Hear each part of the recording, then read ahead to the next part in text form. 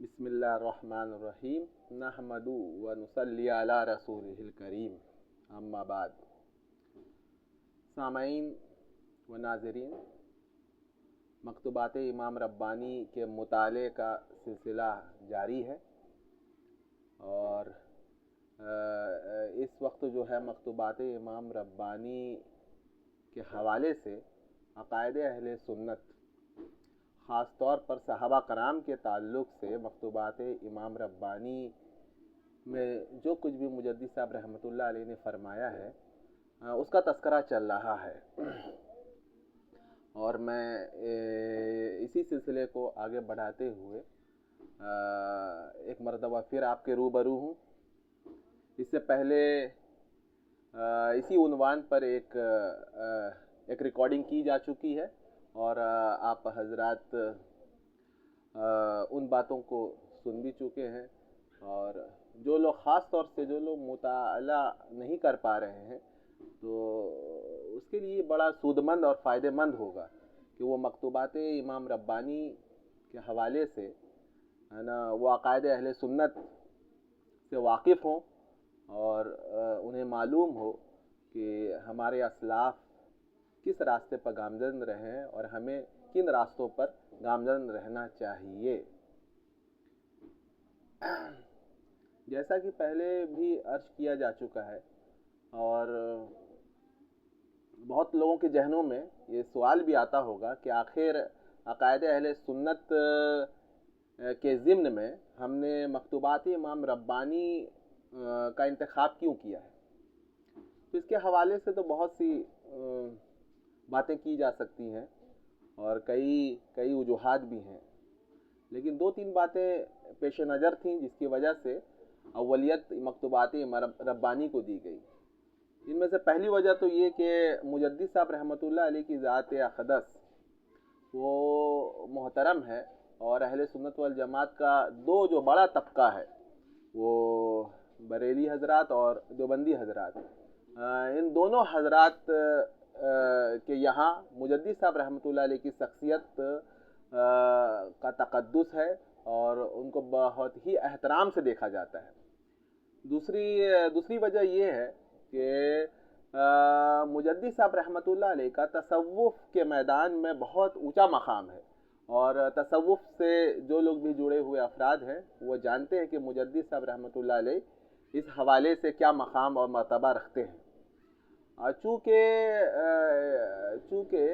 मुजद्दिद साहब रहमतुल्लाह अलैह तसव्वुफ़ से थे और तसव्वुफ़ से जुड़े हुए लोगों में ही ये देखा जा रहा है बाज अफराद में जिनको सही तसव्वुफ़ की सूझबूझ नहीं है लेकिन वो तसव्वुफ़ से अपने आप को जोड़ते हैं।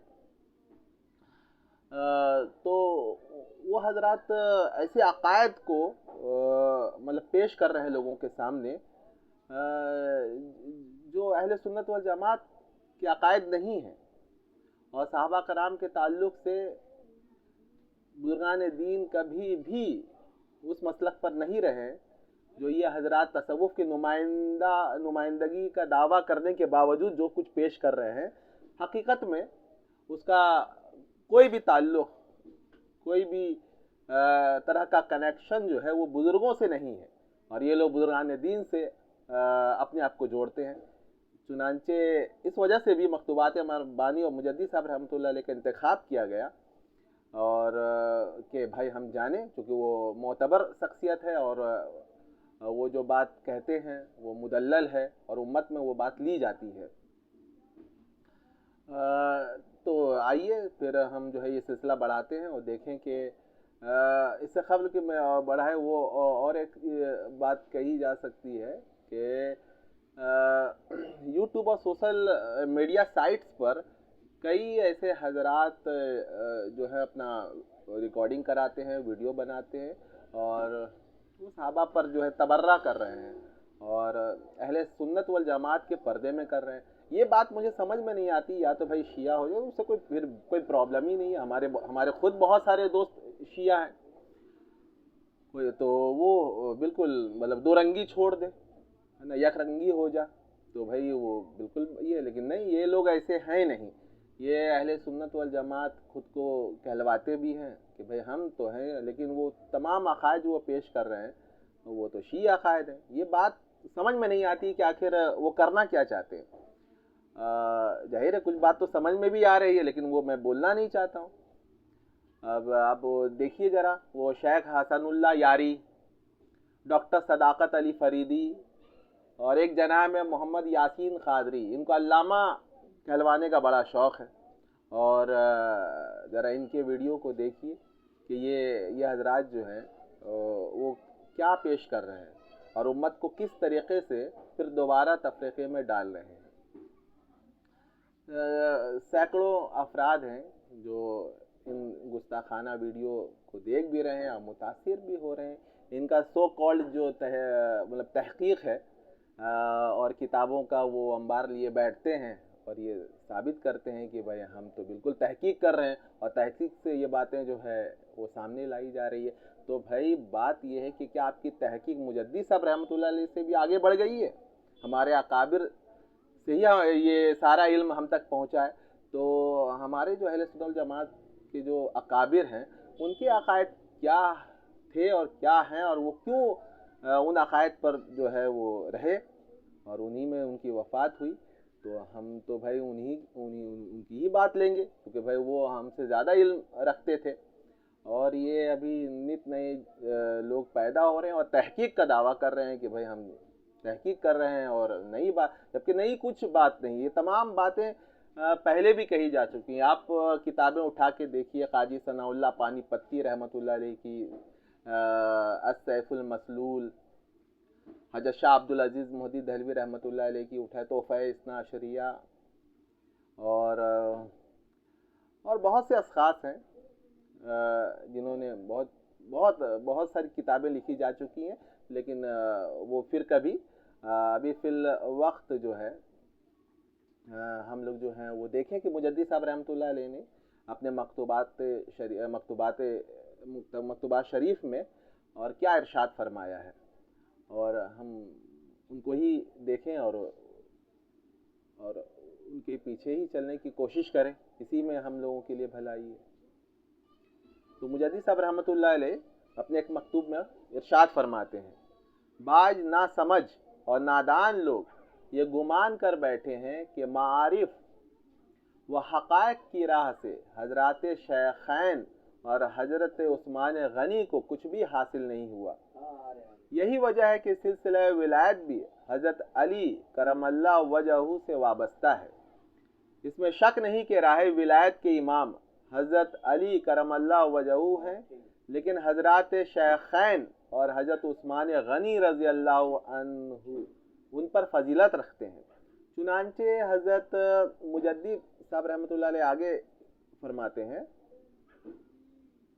حضرت صدیق اور حضرت فاروق رضی اللہ عنہما کمالات محمدی کے حامل ہونے اور ولایت مصطفی علیہ وعلیٰ علیہ السلام کے درجوں کے پہنچنے کے باوجود جانب ولایت میں حضرت ابراہیم علی نبینا علیہ السلام سے مناسبت رکھتے ہیں، اور جانب دعوت میں جو مقام نبوت کے مناسب ہے حضرت موسیٰ علی نبینا علیہ السلام سے مناسبت رکھتے ہیں، اور حضرت جن نورین یعنی حضرت عثمان غنی دونوں طرف میں حضرت نوح علی نبینا علیہ السلام کے ساتھ مناسبت رکھتے ہیں، اور حضرت امیر یعنی حضرت علی کرم اللہ وجہہ دونوں طرف میں حضرت عیسیٰ علیہ السلام کے ساتھ مناسبت رکھتے ہیں۔ چونکہ حضرت عیسیٰ علیہ السلام روح اللہ اور حکمت اللہ ہیں، اس لیے نبوت کی جانب سے ولایت کی جانب ان میں غالب ہے، اور حضرت امیر میں یعنی اس مناسبت کے باعث ولایت غالب ہے۔ حضرت صدیق اور حضرت فاروق رضی اللہ عنہما مراتب کے اختلاف کے موافق نبوت محمدی صلی اللہ علیہ وسلم کے بوجھ اٹھانے والے ہیں، اور حضرت امیر کرم اللہ وجہہ یعنی کہ حضرت علی کرم اللہ وجہہ حضرت عیسیٰ علیہ السلام کی مناسبت اور جانب ولایت کے غلبہ کے باعث ولایت محمدی کے بوجھ اٹھانے والے ہیں، اور حضرت ذی النورین کو ہر دو طرف کا بوجھ اٹھانے والا فرمایا ہے، اور ہو سکتا ہے کہ اس اعتبار سے بھی ان کو ذو النورین کہا جاتا ہے۔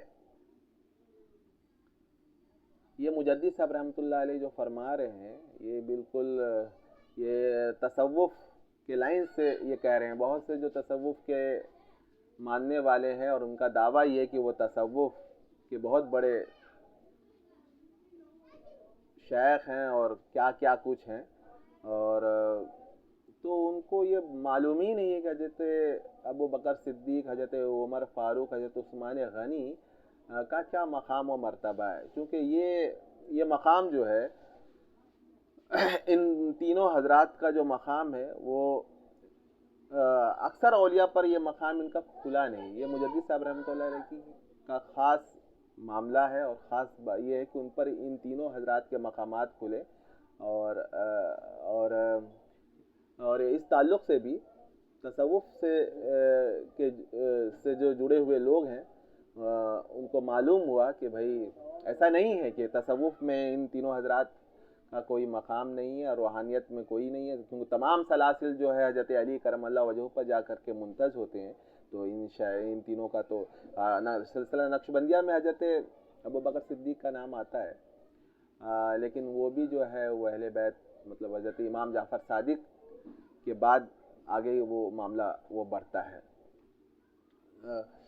تو یہ معاملہ رہا ہے پہلے بھی، تو اس کا جواب جو ہے مجدد صاحب رحمۃ اللہ علیہ اپنے اس مکتوب میں دے رہے ہیں، تو ذرا سا غامض ہے، عمیق ہے، تو آپ غور فرمائیں، اور اگر اس ویڈیو میں یہ بات سمجھ میں نہ آ سکے تو آپ حضرات خود مکتوبات امام ربانی اٹھا کر پڑھیں اور غور کریں کہ کیا مقامات ان حضرات کے تھے، اور ہم جو ہیں ناسمجھی میں ان کی شان میں گستاخی کر رہے ہیں اور کرتے جا رہے ہیں۔ فرماتے ہیں مجدد صاحب رحمۃ اللہ علیہ، چونکہ حضرت علی ولایت محمدی کے حامل ہیں، اس لیے مشائخ و اولیاء کے اکثر سلسلے ان سے منتسب ہوئے ہیں، اور حضرت امیر المومنین علی کرم اللہ وجہہ کے کمالات حضرات شیخین رضی اللہ عنہما کے کمالات کی نسبت اولیاء عظام پر زیادہ ظاہر ہوتے ہیں۔ وہی بات ہے جو میں نے یہ بات کہی ابھی، حضرت شیخین کی افضلیت پر اہل سنت کا اجماع نہ ہوتا تو اکثر اولیاء عظام کا کشف حضرت امیر یعنی حضرت علی کی افضلیت کا حکم کر دیتا، کیونکہ حضرات شیخین کے کمالات انبیاء علیہم السلام کے کمالات کے مشابہ ہیں، اور صاحبان ولایت کا ہاتھ ان کے کمالات کے دامن سے کوتا ہے، اور اہل کشف کا کشف ان کے کمالات کے درجوں کی بلندی کے باعث راہ میں ہیں۔ ولایت کے کمالات ان کے کمالات کے مقابلے میں مطروف الطریق یعنی راہ میں پھینکے ہوئے کی طرح ہے۔ کمالات ولایت کمالات نبوت پر چڑھنے کے لیے بامنزل زینہ کے ہیں، پس مقدمات کو مقاصد کی کیا خبر ہے، اور مطالب کو مبادی سے کیا شعور۔ اللہ تعالیٰ کی حمد اور اس کا احسان ہے کہ اس گفتگو میں علماء اہل سنت کے ساتھ موافق ہوں اور ان کے اجماع سے متفق ہوں۔ استدلالی علم کو مجھ پر کشفی اور اجمالی کو تفصیلی کیا ہے۔ اس فقیر کو جب تک مقام نبوت کے کمالات تک اپنے نبی کی مطابعت میں نہ پہنچایا اور کمالات سے پورا حصہ عطا نہ فرمایا تھا، تب تک شیخین کے فضائل کشف کے طور پر اطلاع نہ بخشی تھی اور تقلید کے سوا کوئی راہ نہ دکھایا تھا۔ یہ بہت اہم بات ہے، بہت غور کرنے کی ضرورت ہے اس پر کہ یہ مجدد صاحب رحمۃ اللہ علیہ یہ کیا بات فرما رہے ہیں۔ مجھ جیسا ناچیز مجدد صاحب رحمۃ اللہ علیہ کی تحریر کو ان کے اقتباس کی تشریح نہیں کر سکتا ہے، تو آپ حضرات خود پڑھیں، اور بڑوں کی اگر تشریح اور توضیح موجود ہو تو اس کو بھی پڑھیں تاکہ بات آسانی سے آپ کے سمجھ میں آ سکے۔ مجید فرماتے ہیں ایک دن کسی شخص نے بیان کیا کہ حضرت امیر کا نام بہشت کے دروازہ پر لکھا ہوا ہے۔ دل میں گزرا کہ حضرات شیخین کے لیے اس مقام کے لیے کیا خصوصیتیں ہوں گی۔ توجہ تام کے بعد ظاہر ہوا کہ بہشت میں اس امت کا داخل ہونا ان دو بزرگوں کی رائے اور تجویز سے ہوگا۔ گویا حضرت صدیق بہشت کے دروازے پر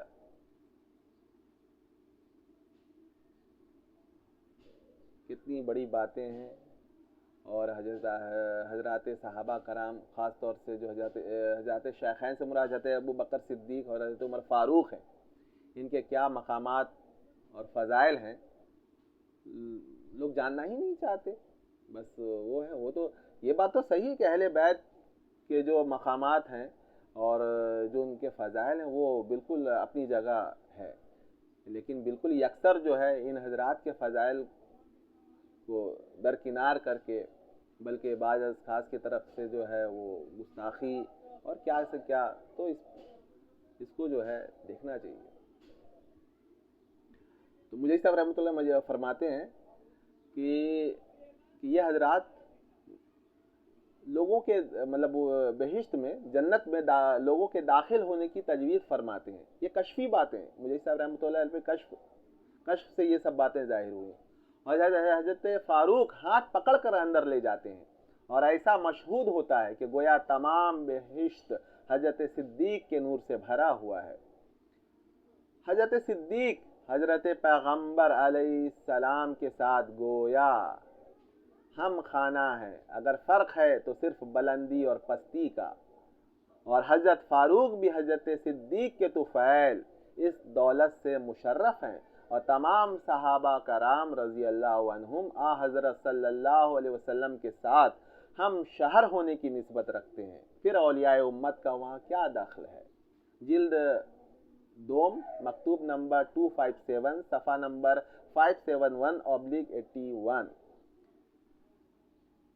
آگے لکھتے ہیں، شارح مواقف آمدی سے نقل کرتا ہے کہ جمل و صفین کے واقعات اجتہاد سے ہوئے ہیں، اور شیخ ابو شکور سلمی نے تمہید میں تصریح کی ہے کہ اہل سنت والجماعت اس بات پر ہیں کہ حضرت معاویہ رضی اللہ عنہ ماں ان تمام اصحاب کے جو ان کے ہمراہ تھے سب خطا پر تھے، لیکن ان کی خطا اجتہادی تھی۔ یہ بہت بڑی بات ہے، اور یہی راہ اعتدال ہے۔ اس پہ بار بار جو ہے فوکس، چونکہ اگر وہ کچھ زیادہ حد سے زیادہ فضائل اور محبت میں لوگ چلے جائیں تو پھر وہ ناصبی ہو جائیں گے، اور جب ان کی شان میں گستاخی میں آپ آگے بڑھ جائیں گے تو آپ رافضی ہو جائیں گے۔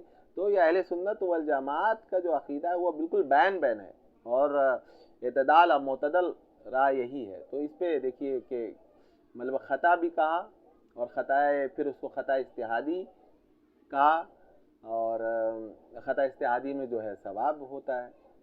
تو مجید فرماتے ہیں، اب دیکھیے شیخ ابن حجر نے کہا ہے کہ حضرت معاویہ اور حضرت علی کے درمیان جھگڑے از روئے اجتہاد کے ہوئے ہیں، اور اس قول کو اہل سنت کے معتقدات سے فرمایا ہے۔ پس حضرت علی کے ساتھ لڑائی کرنے والوں کے حق میں فسق و ضلال کا گمان جائز نہیں ہے۔ یہ بہت مارکے والی بات ہے۔ یہ اے بھائی، معاویہ تنہا اس معاملہ میں نہیں ہے، کم و بیش آدھے اصحاب کرام ان کے ساتھ اس معاملے میں شریک ہیں۔ بس اگر حضرت علی کے ساتھ لڑائی کرنے والے کافر یا فاسق ہوں تو نصف دین سے اعتماد اٹھ جائے جو ان کی تبلیغ کے ذریعہ ہم تک پہنچا ہے۔ اس بات کو سوائے اس زندیق کے جس کا مقصد دین میں بربادی ہے کون پسند کر سکتا ہے۔ کتنی بڑی بات ہے، اور یہ بالکل ایک علمی بات ہے، اس پہ غور کرنے کی ضرورت ہے کہ مجدد صاحب رحمۃ اللہ علیہ کیا فرما رہے ہیں۔ یہ کہ ہم جن کے خلاف اور دھڑلے سے جو ہے اپنی زبان دراز کر دیتے ہیں، اصل یہ ہے کہ انہی حضرات کے ذریعہ جو ہے ہم تک علم پہنچا ہے، تو پھر یہ دین کا جو یہ قلعہ ہے یہ تو خود بخود یہ ڈھہ جائے گا، اور آپ اس میں شریک ہیں، شریک بن رہے ہیں۔ جلد دوم مکتوب 251 صفحہ 580/90۔ اہل سنت والجماعت کے متفقہ عقائد کو بیان کرتے ہوئے عقیدہ 21واں کے تحت مجدد صاحب مزید فرماتے ہیں، فضیلت کی ترتیب خلفائے راشدین کے درمیان خلافت کی ترتیب کے موافق ہے، لیکن شیخین کی افضلیت صحابہ اور تابعین کے اجماع سے ثابت ہوتی ہے۔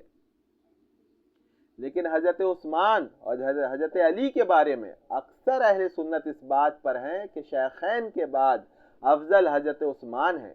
حضرت علی اور ائمہ اربعہ مجتہدین کا بھی یہی مذہب ہے۔ جلد دوم مکتوب نمبر 266 صفحہ 669/179۔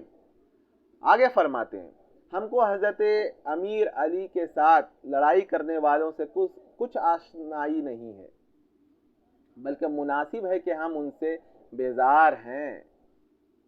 دیکھیے کتنی بڑی بات ہے یہ، اور کتنا معتدل ہے، اور کتنا ہے یہ طرز ہمیں اختیار کرنے کی ضرورت ہے، بالکل بین بین۔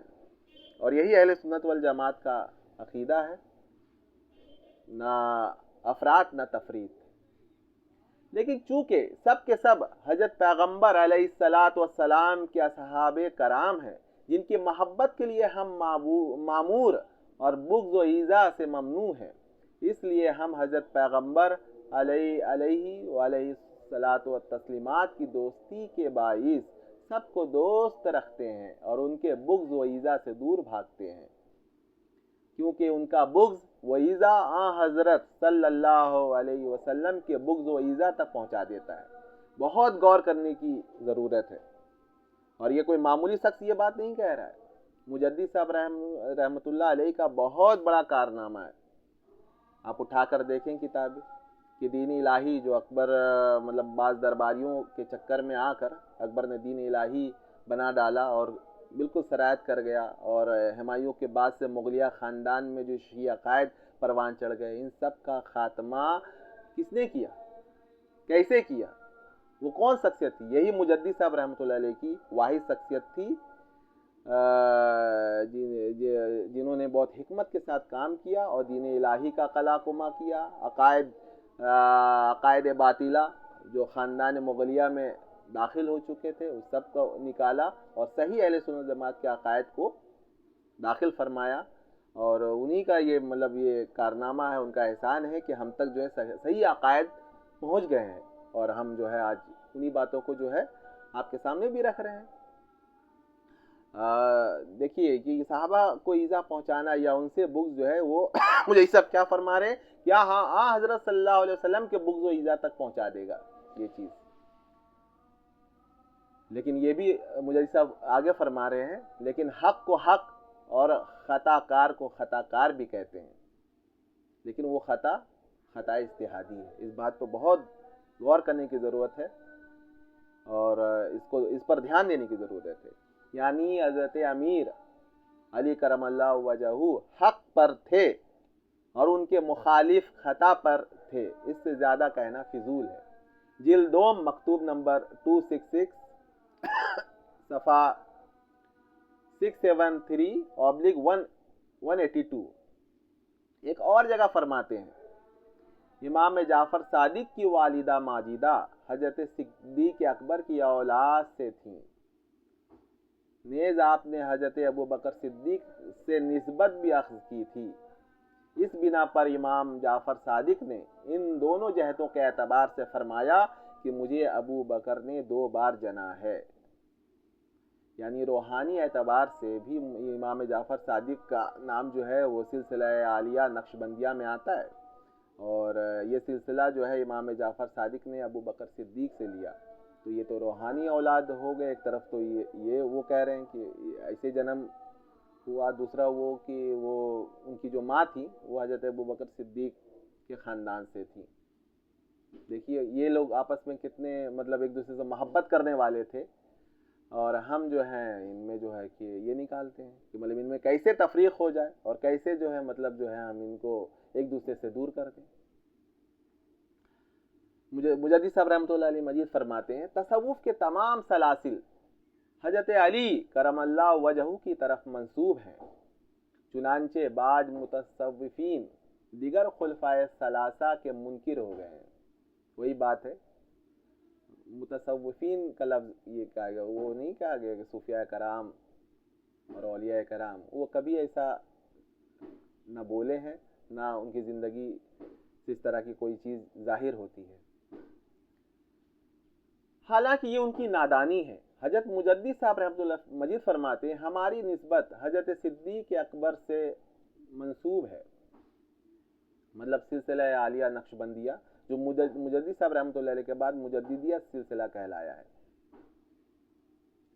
تو وہ اپنی نسبت جو ہے ابو بکر صدیق سے جوڑ رہے ہیں۔ اگر کوئی مدعی یہ کہے کہ اگر طریقے امام جعفر صادق تک پہنچتے ہیں اور حضرت امام جعفر صادق حضرت صدیق اکبر سے نسبت رکھتے ہیں تو دوسرے سلسلے کیوں حضرت صدیق اکبر کی طرف منسوب نہیں؟ اہل تصوف اچھی طرح یہ بات سمجھ رہے ہیں جو یہ پڑھا جا رہا ہے۔ اس کا جواب یہی ہے کہ حضرت امام جعفر صادق صدیق اکبر سے بھی نسبت رکھتے ہیں اور حضرت علی سے بھی، اور حضرت امام میں ان دو بلند نسبتوں کے اجتماع کے باوجود ان میں ہر نسبت جدا اور ایک دوسرے سے ممتاز ہے۔ ایک جماعت نے مناسبت صدیقی کے واسطے سے حضرت امام سے نسبت صدیقی اخذ کی ہے اور حضرت صدیق کی طرف منسوب ہوئے ہیں، اور دوسری جماعت نسبت امیری یعنی حضرت علی کی جو نسبت کے واسطے سے نسبت امیری اخذ کر کے حضرت امیر کی طرف منسوب ہوئے ہیں۔ جلد دوم مکتوب نمبر 313 صفحہ نمبر 909۔ آگے فرماتے ہیں اہل سنت والجماعت کی علامت سے ہے شیخین یعنی حضرت ابو بکر و حضرت عمر فاروق رضی اللہ عنہما کو فضیلت دینا اور حضور صلی اللہ علیہ وسلم کے دو دامادوں یعنی حضرت عثمان غنی اور حضرت علی سے محبت رکھنا، شیخین کو افضل ماننے کا عقیدہ، جبکہ عثمان و علی کی محبت کے ساتھ جمع ہو تو یہ اہل سنت و جماعت کے خصائص میں ہیں۔ دیکھیے عقیدہ اہل سنت و جماعت کا یہ عقیدہ بیان ہو رہا ہے، اس سے بال برابر بھی انحراف جو ہے وہ اہل سنت و جماعت سے باہر ہے۔ شیخین کو افضل قرار دینے کا عقیدہ صحابہ اور تابعین کے اجماع سے ثابت ہو چکا ہے، چنانچہ اسے اکابر ائمہ نے نقل کیا ہے۔ ان میں سے ایک امام شافعی ہیں، امام شافعی کا درجہ آپ سب حضرات جانتے کہ کیا ہے، اور شیخ ابو الحسن عشری فرماتے ہیں کہ ابو بکر و عمر کا باقی سب امت سے افضل ہونا قطعی ہے، یعنی ظنی نہیں ہے، اور یہ مسئلہ ایسا بھی نہیں ہے کہ بھائی جو جس کی مرضی جو کریں پھر بھی وہ سنی ہے، وہ اہل سنت میں سے، ایسا نہیں ہے۔ اہل سنت کے لیے اگر آپ اہل سنت میں ہیں تو یہ ضروری ہے کہ آپ حضرت ابو صدیق کو افضل مانیں، یہ قطعی ہے۔ اور حضرت علی سے تواتر سے ثابت ہو چکا ہے کہ آپ نے خلافت و حکومت کے وقت ایک بہت بڑے گروہ میں فرمایا کہ ابو بکر وہ عمر اس امت میں سب سے افضل و بہتر ہیں، جیسا کہ امام ذہبی نے کہا ہے۔ مختصر یہ کہ شیخین کی تفضیل کثیر اور معتبر راویوں سے شہرت اور تواتر کی حد تک پہنچ چکی ہے، اس کا انکار یا از راہ جہالت ہے یا از راہ تعصب۔ جلد دوم مکتوب نمبر 36 صفحہ نمبر 1020۔ مزید فرماتے ہیں حضرت علی کی محبت اہل سنت و جماعت ہونے کی شرط ہے، اور جو شخص اس محبت سے خالی ہے اہل سنت و جماعت سے خارج ہے اور خارجی کے نام سے موسوم ہے۔ ہم نے پہلے بھی کہا کہ ہمارا جو مسلک ہے وہ بالکل معتدل ہے۔ آپ دیکھیے نا اہل بیت سے ہماری محبت کس درجے کو پہنچی ہوئی ہے کہ آپ سنیوں کے یہاں نام دیکھیے، آپ سنیوں کے نام ہے نا، وہ حسین علی حسن ہے نا، بالکل ایسے فاطمہ ہے نا، بچیوں کا نام بالکل، مطلب یہ کیوں ہے بھائی؟ اگر ہم کو اہل بیت سے محبت نہیں ہوتی اہل سنت کو، تو اہل سنت کی یہاں جو نام رکھے جاتے ہیں ہر گھر میں وہ فاطمہ ہے، حسین ہے، علی ہے، یہی نام ملیں گے آپ کو. یزید کے نام پہ کون نام رکھتا ہے؟ تو یہ جو اہل بیت سے بغض رکھیں اور ان سے نفرت، وہ خارجی، وہ اہل سنت نہیں ہے. اور جس شخص نے محبت میں جانب افراط اختیار کی اور جتنا چاہیے اس سے زیادہ کچھ کا قائل ہوا، اس زمانے میں ایسا بھی ہو رہا ہے. بعض مولوی حضرات بھی جو ہیں وہ کچھ زیادہ افراط میں آ جاتے ہیں، وہ تو ان کو یہ بھی سوچنا چاہیے کہ ایسا نہ ہو کہ ہم جو ہے وہ رد رفاوش کرتے کرتے ہے نا، وہ ہم خارجیوں کی حمایت شروع کر دیں. یہ بھی نہیں ہونا چاہیے. ہمارا جو اہل سنت جماعت کا جو عقیدہ ہے، جو ہمارے اکابر کی کتابوں سے ظاہر و باہر ہے، مثلا مجدد صاحب رحمۃ اللہ علیہ، حضرت شاہ ولی اللہ مہدی دہلوی رحمۃ اللہ علیہ، حضرت شاہ عبدالعزیز مہدی دہلوی رحمۃ اللہ علیہ، اور جتنے اکابر ہیں وہ تو نام بھی مطلب جو ہے لیا نہیں جا سکتا، ہزاروں کی تعداد میں. تو ان سے جو ہمارا جو عقیدہ ظاہر ہے ان کو ہی لینا چاہیے، اپنی حساب سے وہ نہیں کرنا ہے. تو وہ پھر وہ افراط ہو جائے گا معاملہ، یا تفریط میں چلے جائیں گے، وہ معتدل نہیں رہیں گے. فرماتے ہیں کہ جتنا چاہیے اس سے زیادہ کچھ کا قائل ہوا اور اس محبت میں غلو سے کام لیا، اور اصحاب خیر البشر علیہ الصلاۃ والسلام کے متعلق دشنام ترازی کی، گالیاں وغیرہ، اور طعن و تشنیع کی زبان دراز کی، اور صحابہ کرام، تابعین عظام اور سلف صالحین کے طریقہ کو چھوڑا، اس نے رافضی نام پایا. کلیئر ہے. وہ شخص بہت ہی جاہل ہے جو اہل سنت و جماعت کو حضرت علی کی محبتوں میں سے نہ جانتا ہو اور حضرت علی کی محبت کو شیعوں کے ساتھ مخصوص رکھتا ہو. حضرت علی کی محبت شیعت نہیں ہے. یہ بھی بہت قابل غور بات ہے کہ اہل سنت میں بھی جو ہے یہ چیز جو ایک عجیب سی بات ہے کہ بھائی حضرت علی کی محبت کی بات کرو، اہل بیت کی محبت کی بات کرو، تو ہم میں ہی سے باہر ایسے ان کو لگتا ہے کہ بھائی یہ شیعہ کی طرف جو ہے یہ مائل ہو رہے ہیں. تو یہ بالکل نہیں ہے. مجھے صاحب رحمۃ اللہ علیہ نے جو بات کہی ہے اس پہ غور کریں کہ اہل بیت کی محبت جو ہے وہ شیعت نہیں ہے، بلکہ بغض صحابہ شیعت ہے. جہاں بغض شروع ہوگا صحابہ کا، وہاں سے شیعت شروع ہوگی. اس بات کو غور کیجئے. دیکھیے مجدد صاحب کیا فرما رہے ہیں. خلفائے ثلاثہ کی شان میں تبرہ بازی رفض ہے اور اصحاب کرام سے بیزاری مذموم و قابل ملامت ہے. جلدوم مکتوب 36 صفحہ نمبر 1021. مجید فرماتے ہیں اس فقیر کے والد بزرگوار، مطلب وہ مجدد صاحب رحمۃ اللہ کے والد بھی بہت بڑے چشتی بزرگ گزرے ہیں. ان کے بارے میں یہ فرما رہے ہیں کہ والد بزرگوار جو ظاہری اور باطنی علوم کے عالم تھے، اکثر اوقات اہل بیت سے محبت رکھنے کی ترغیب دیتے رہتے تھے. کتنی بڑی اور کتنی اچھی بات ہے. اور فرماتے تھے کہ اس محبت کو سلامتی خاتمہ میں بڑا دخل ہے، لہٰذا اس کا بہت خیال رکھنا چاہیے. اہل بیت کی محبت اہل سنت کا سرمایہ ہے. مخالفین اہل سنت اس حقیقت سے بے خبر ہیں اور اس متوسط و معتدل راہ سے جاہل ہیں. انہوں نے خود ہی جانب افراط اختیار کی ہے، پھر اس افراد کے ماورا کو تفرید گمان کرتے ہوئے خروج کا حکم دے دیا ہے اور اسے خوارج کا مذہب قرار دیا ہے.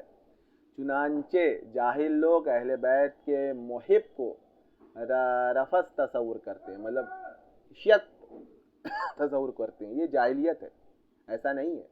ہمارے سب کے سب اکابر، تمام اولیاء کرام اہل بیت کی محبت میں ڈوبے ہوئے لوگ رہے ہیں. ان کا نام آ جانے سے ان کی آنکھوں میں آنسو چھلک پڑتے تھے. تو اہل بیت کی محبت کیسے شیعت ہے؟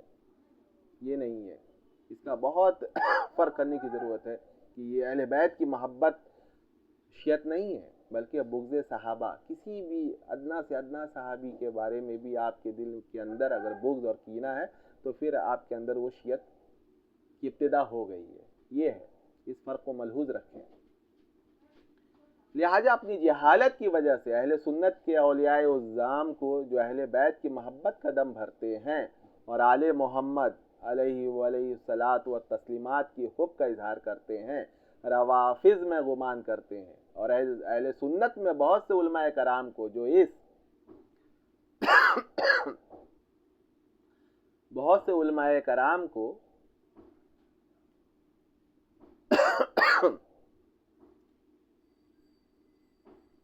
جو اس محبت میں افراد سے روکتے ہیں اور حضرت خلفائے ثلاثہ کی تعظیم و توقیر میں کوشش کرتے ہیں، خارجی جانتے ہیں۔ بہت بہت ضروری ہے کہ ہم مکتوبات امام ربانی کو پڑھیں، ورنہ بالکل اندھیرے میں ہمارا چلنا ہوگا اور ہم کو کوئی بھی شخص بہکا سکتا ہے آرام سے۔ جلد 2 مکتوب نمبر 36 صفحہ نمبر 1023۔ مجدد صاحب رحمۃ اللہ علیہ مزید فرماتے ہیں اپنے ایک مکتوب میں، وہ لوگ جو اس امت کے اولیاء کی صحبت میں زندگانی گزارتے ہیں وہ بھی ان رذائل سے نجات پا جاتے ہیں، مثلا حسد، بغض، کینہ، عداوت، یہ سب باطنی بیماریاں ہیں، اور تصوف میں انہی بیماریوں کو جو ہے نکالنے کا کام ہوتا ہے۔ اور وہ لوگ جنہوں نے افضل الرسل صلی اللہ علیہ وسلم کی صحبت میں اپنی عمر کو صرف کیا ہے اور دین کی مدد و تائید میں اپنی جانوں اور مالوں کو خرچ کیا ہے، ان میں یہ احتمال کیسے ہو سکتا ہے کہ یہ برے اخلاق ان میں پیدا ہوئے ہوں گے؟ مطلب صحابہ کرام میں شاید ان کی نگاہوں سے خیر البشر علیہ وآلہ السلام کی عظمت و بزرگی ساقط ہو چکی ہے، اس سے خدا تعالیٰ کی پناہ۔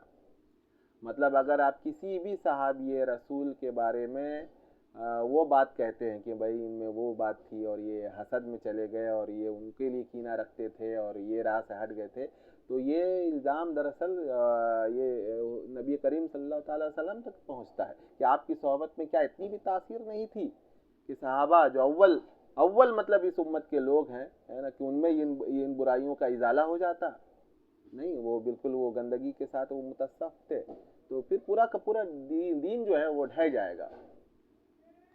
اور رسول اللہ صلی اللہ علیہ وسلم کی صحبت ولی کی صحبت سے ناقص تر متصور ہوگی، کیونکہ ولی کی صحبت میں لوگ ولی بن جاتے ہیں، تو کیا نبی اکرم صلی اللہ علیہ وسلم کی صحبت میں رہنے والا کوئی معمولی درجے کا شخص ہوگا؟